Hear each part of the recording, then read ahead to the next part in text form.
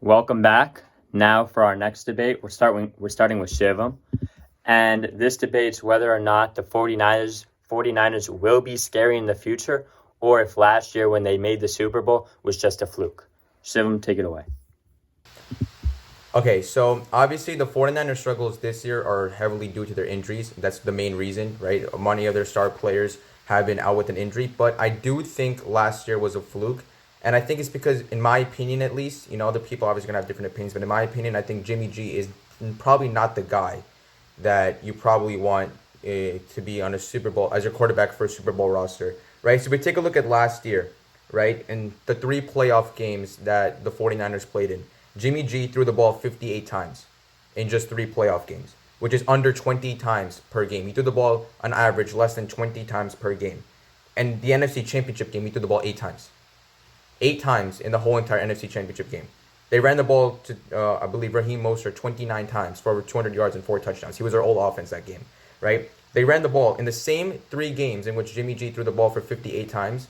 They ran the ball 111 times, which is an average of 37 times a game, right? So when we look at last year's playoff run, they were heavily reliant on their running game, right? And it looked like at the beginning of this year, Raheem Mostert was also a big part of their offense before he went down with an injury, right? But we take a look for running backs. Running backs get old when they're like 26, 27, 28 maybe, right? Is that what you say? Running backs getting old for their age. So Tevin Coleman, Raheem Mostert, your running back ones and twos are both 28 years old, right? Next year they're going to be 29 years old, right? So a team that heavily relied on the running game last year to get them to the Super Bowl, also with their defense, right? But a team that was on offense heavily reliant on their running game to put points on the board, right? They're both the running backs are going to be super old, or for at least running backs, they're going to be super old next year, right? So Jimmy G's going to have to throw the ball, and like we said before, he missed that one crucial throw against Kansas City, which if he potentially makes it, maybe we sit here talking about the 49ers being Super Bowl champions last year. So do you trust him in clutch situations?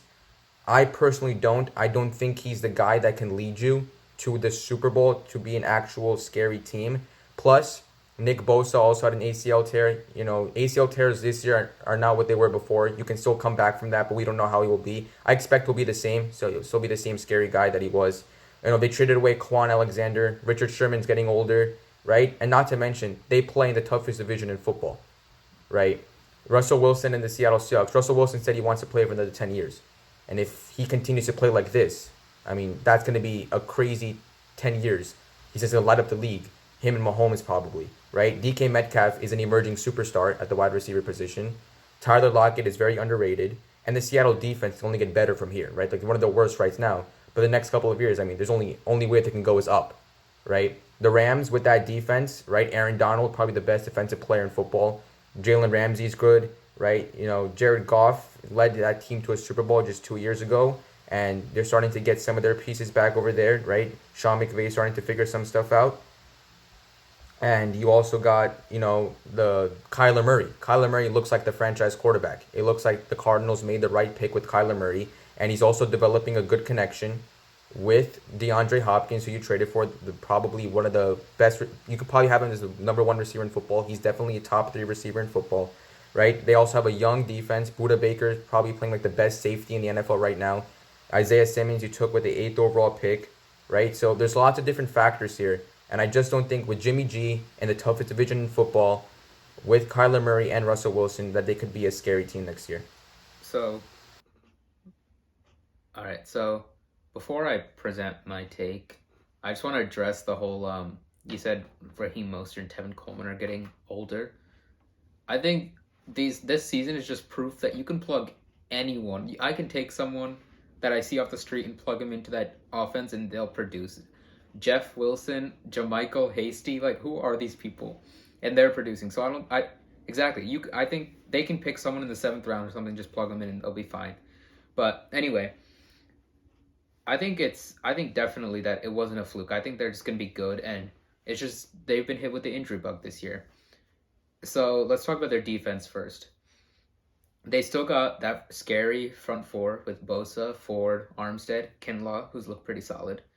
And they'll all be back next year, and they'll still be as good as ever. Then you got two really good linebackers. I don't really like that Quan Alexander trade for them, but Kiko Alonso's still pretty good. and you got Fred Warner, who's one of the best linebackers in football. Then you've got two rock-solid corners in Richard Sherman, who I know is getting older, but Jason Verrett is playing amazing. It was like a few weeks back, he was letting up like under a 20 passer rating against like quarterbacks throwing at him. I think it was under 10. Yeah, it was something it was absurd. crazy. Something absurd. And they still got Robert Saleh, who's a great defensive coordinator, who's probably going to get a head coaching job soon. And like they still have all their pieces to be successful. They just, as I said, been hit with the injury bug. So when you look at the offense, you've still got the best tight end in football, in my opinion, like all around in George Kittle. You've still got that good offensive line, and as I said, you can plug anyone into that running game, it will still be successful. And although I agree with you about Jimmy G, I don't think he's the most capable quarterback, I guess, talented. Like, he's not going to lose you games, but I don't think he's going to be the reason you win a game. Like, the 49ers game plan revolves around the running game. So I think Jimmy G just needs to be there and not make mistakes, and they'll still be a good team. And all of that, plus you still have Kyle Shanahan, who's, I'd say, the best young coach in football. He's always going to be creative. I think they just have all the pieces they need, and they still got the mastermind behind it in Shanahan. So I don't think there's any reason to doubt them. When I thought about this question, I didn't really know. But like, just Shivam brought a really good up point with the division, and it kind of like made up my mind. I made up my mind on the spot. So well done, Shivam. Firstly, John Lynch and Kyle Shanahan have done an amazing job drafting a team who went like 3-13 and had like the 3rd overall pick, and then making them a Super Bowl team. The 2nd overall pick, yeah, my bad. 2nd overall pick, and then making them a Super Bowl team like the next year. But when they were consistently bad, and they were consistently picking very high, and that's gonna bite them in the butt because they have a very short window. But then all these players, as we've seen with DeForest Buckner moving to the Colts and all that fun stuff, these players are going to want money. They're not going to want these rookie contracts that they're currently getting paid. And that's going to blow up the defense that you guys talk so much about, because I don't think a team can supply that much money to a defense and then have to pay Jimmy G a ton of money for a game manager who is he's a decent quarterback, but he's no quarterback that I want when I have to go on the road in the playoffs because I can't win my division, so I'm in the wild card. Granted, they're playing the Eagles, the Cowboys, but then they're still on the road when they play, I don't know, any other team they're like in their way. And I just don't think Jimmy G could live up to that moment. I don't think Jimmy G could be able to, like, whenever I think about Jimmy G, I think about the throw to Emmanuel Sanders that he was that much off of at the game, like what it called game in the Super Bowl. And I also just think that being a Giants fan, I've become much more aware of how much a defense can do. And a defense can change a game, but it can only change so much of the game before the defense gets tired. And then it's up to the offense. And when you have an offense, hopefully the 49ers are up because their defense has held the opposing team in the first 3 quarters to 4 points or 12 points. And then they can just run it down their throats with great running backs because they just seem to have good running backs no matter where they go. But if the game's in Jimmy G's hand, I just don't see him being able to make that throw. And they're kind of that weird team that they're good enough that they're picking 20th, 15th, 16th. So maybe they get like a quarterback, because if I'm the 49ers, I'm drafting a quarterback. They get Kyle Trask out of Florida, maybe, but they're not getting the Trevor Lawrences, the Justin Fields, they're just not getting these top dudes. And like, there's a whole argument that they might be the Golden State Warriors, but the Golden State Warriors don't have a weak player on their team, and they're getting like the 2nd overall pick or 3rd overall pick.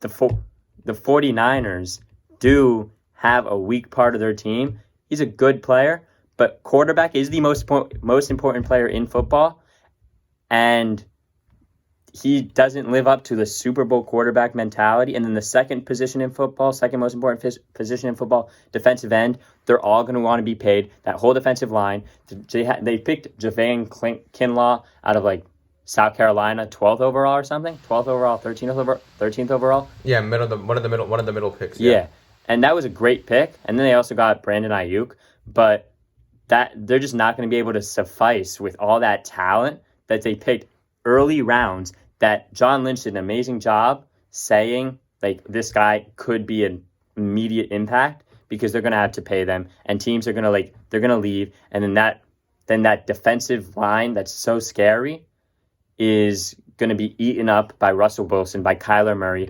Jared Goff is Jared Goff, but there are other quarterbacks that could see right through that and then just win. And I just don't see Jimmy G being the answer.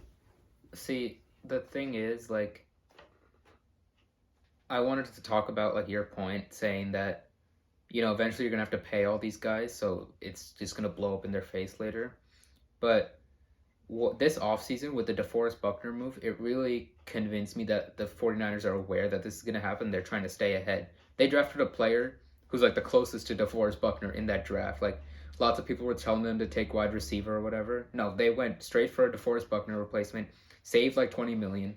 And I know they're not going to hit on the draft pick every time, but they're able to consistently rotate and refresh talent. Like, they move the players that are about to get paid and then draft really good ones with the capital they get from moving those players. I think they have the formula to really build a consistent team for the future. I just think that Nick Bosa is going to reset the market because he is that kind of talent. And we all are aware of what's going to happen with the salary cap after the COVID season. And that's going to be down, like, Nick Bosa's down the line, but all those players, like I just think it's going to be a big mess for the 49ers, and their chance to win was last year in the fourth quarter, and they didn't. And I think it's going to be a long time. It's like going to be a fun few years for the 49ers fans, but they're never going to reach the top. They're always going to be a team that goes 9-7 or 9-8 now with the new rules, the new adjusted schedule. But and that's not going to cut it in the NFC West. Exactly. And you know they can get the wild card because I think the Seahawks are just going to get the 1 seed every time. They can make a wild card, but they're probably not going to make much noise in the playoffs. Exactly, because they're going to be playing away. It's a really scary like trap to fall in, where you're not, like you said, you're not getting high enough picks to draft your franchise guy, but then you're not even competing. So that's kind of like the NFC East. Every single year, whoever wins the NFC East is in that trap. Exactly.